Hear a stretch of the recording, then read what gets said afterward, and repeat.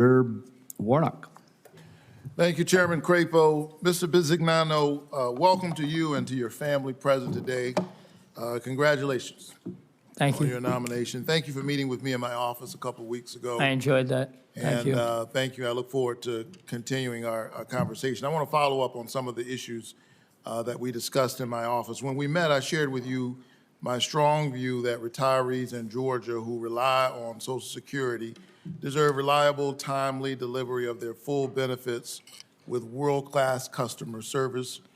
And you've got a long record of delivering that in the private sphere.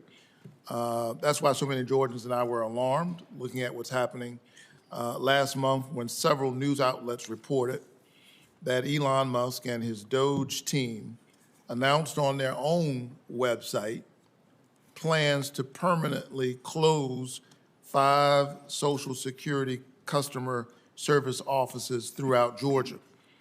These closures in Brunswick, Columbus, Gainesville, Thomasville, and Vidalia would give Georgia the highest number of planned Social Security office closures of any state. Those 5 cities represent 5 counties with over 136,000 people who rely on Social Security benefits. But since I raised the alarm, since I made some noise about this, Doge is suddenly out on X, I guess that's what you call the platform now, denying the closures that it posted on its own website. They posted those closures on their website. And now no one seems to know what's true or whether or not these announced closures will affect Georgians' access to their benefits or other services. So, sir, I know that you aren't currently at the Social Security Administration, and perhaps you can't speak to the plans hatched by Elon Musk or Doge without you.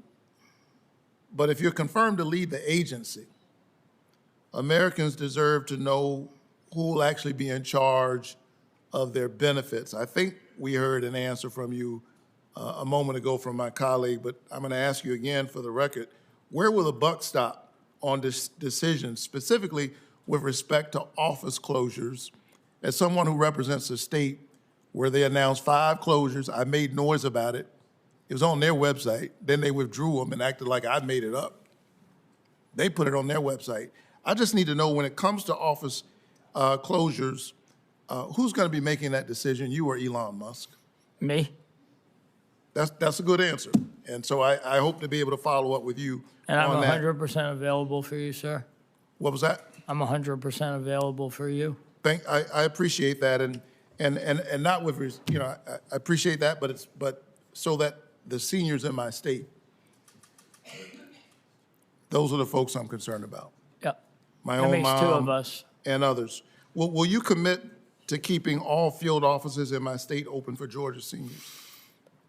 You know, I've asked this question more than one time today, and what I will commit to is that there will be no decision made without you knowing about it. I have no intent to close field offices, but I've studied nothing on the topic.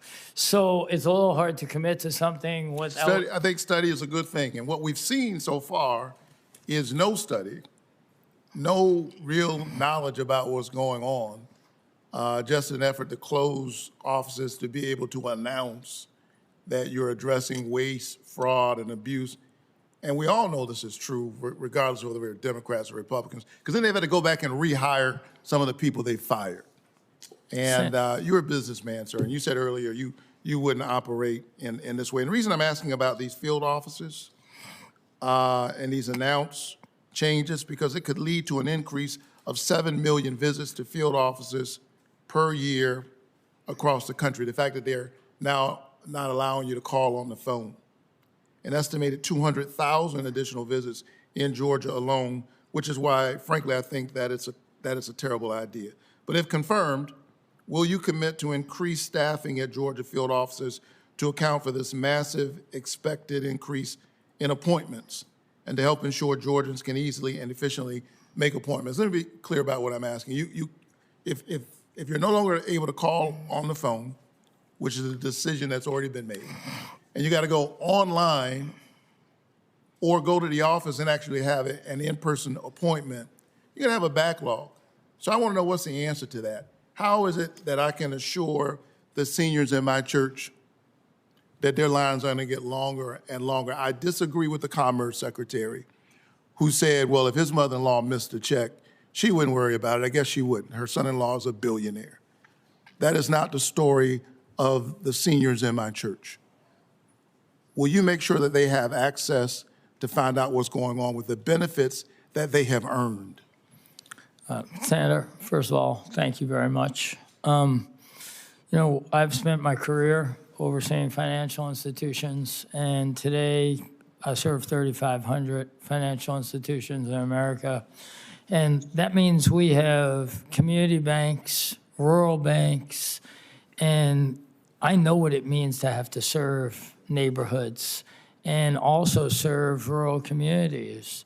My commitment is that it will be a fact-based, rule-based organization we run, that we will ensure we have the staffing to get the best level of service for our constituents. So I'm giving you a longer answer, but we will have the talent that we need to get the job done at a service level better than today's. I appreciate the answer.